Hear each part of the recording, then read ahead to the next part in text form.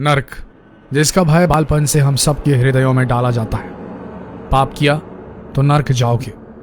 बाल्यावस्था बीतती है, बचपन बीतता है और हम सब नर्क के उस भय को जैसे भूल से जाते हैं, क्योंकि प्रमाण पर विश्वास करने लग जाते हैं। जो सामने दिखता है, जो दिख रहा है वो ही वास्तविक है, ये सोचते हैं। जो नहीं दिख रहा वो है ही नहीं, ये मानने लग जाते हैं। दिन भर की व्यस्त दिनचर्या में फंसकर हम भूल जाते हैं कि इस दुनिया में एक चक्कर सबको लगाना है। जो जो किया है वो भोगना है।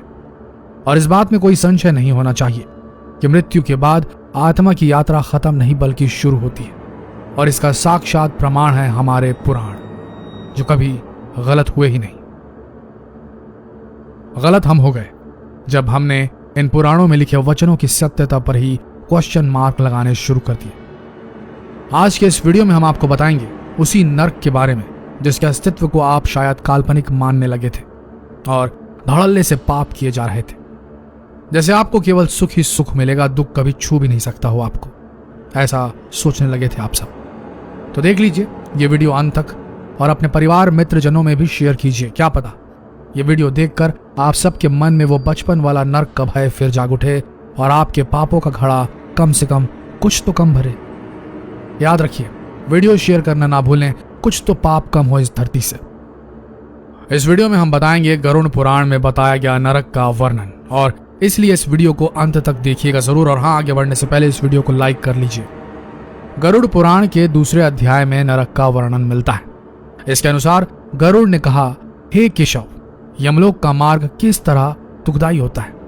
पापी लोग वहां कैसे जाते हैं, मुझे बताएं। भगवान ने बोला, हे गरुड़, महान दुख देने वाले यम मार्ग के विषय में मैं तुमसे कहता हूं। मेरे भक्त होने पर भी तुम उसे सुनकर कांप उठोगे। यम मार्ग में पेड़ों की छाया नहीं होती, अन्न आदि भी नहीं है, वहां कहीं जल भी नहीं है। वहां प्रलय काल की तरह 12 सूर्य तपते रहते हैं।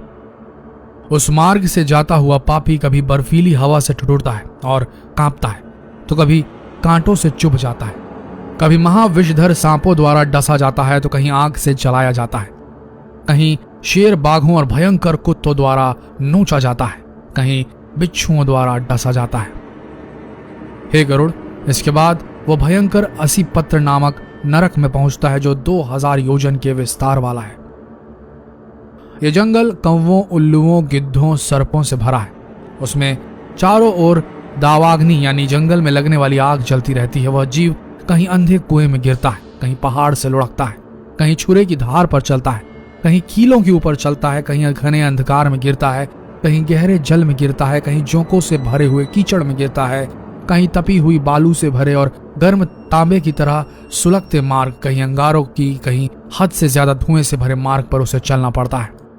कहीं अंगारों की बरसात होती है तो कहीं बिजली गिरती है, पत्थरों की बारिश होती है तो कहीं खून की बारिश होती है, कहीं नुकीले हथियारों की ओर, कहीं गर्म जल की बारिश होती है, कहीं खारे कीचड़ की बरसात होती है, कहीं मवाद, रक्त और शौच से भरे हुए तालाब है। यम मार्ग के बीचों बीच बड़ी ऊंची और गहरी नदी बहती है।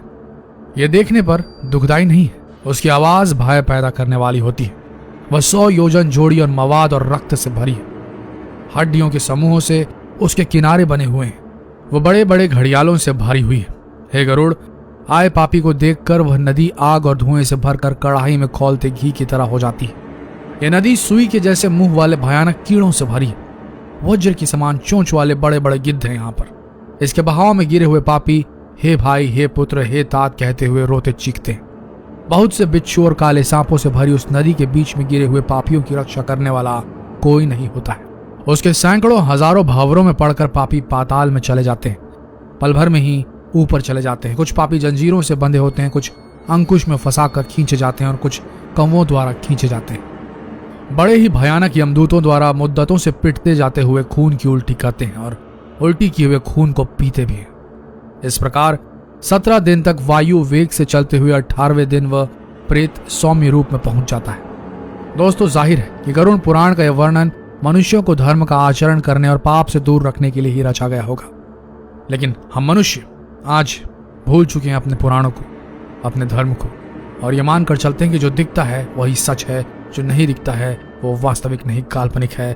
और हम सब यहाँ सुख भोग रहे हैं तो सुख भोगते ही चले जाएंगे, दुख भोग रहे तो दुख भोगते ही चल जाएंगे, ऐसा नहीं है। दुख और सुख का सर्कल पूरा होता है, हर जीव को इससे गुजरना होता है। मृत्यु के पहले या मृत्यु के बाद आपको आपके कर्मों के फल जरूर मिलेंगे, ये याद रखिए। आपने बचपन के नर्क के भय की उस फीलिंग को, उस एहसास को जगाइए और बचिए अगला पाप करने से।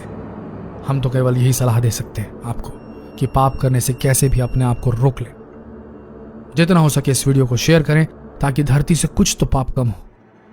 क्या आपको ये सही नहीं लगता? कमेंट कर हमें जरूर बताएं। मिलते हैं अगले दिलचस्प वीडियो में, तब तक के लिए बने रहिए हमारे इस पेज शिव पुराण के साथ। अब तक फॉलो नहीं किया तो अभी फॉलो कर लें। धन्यवाद।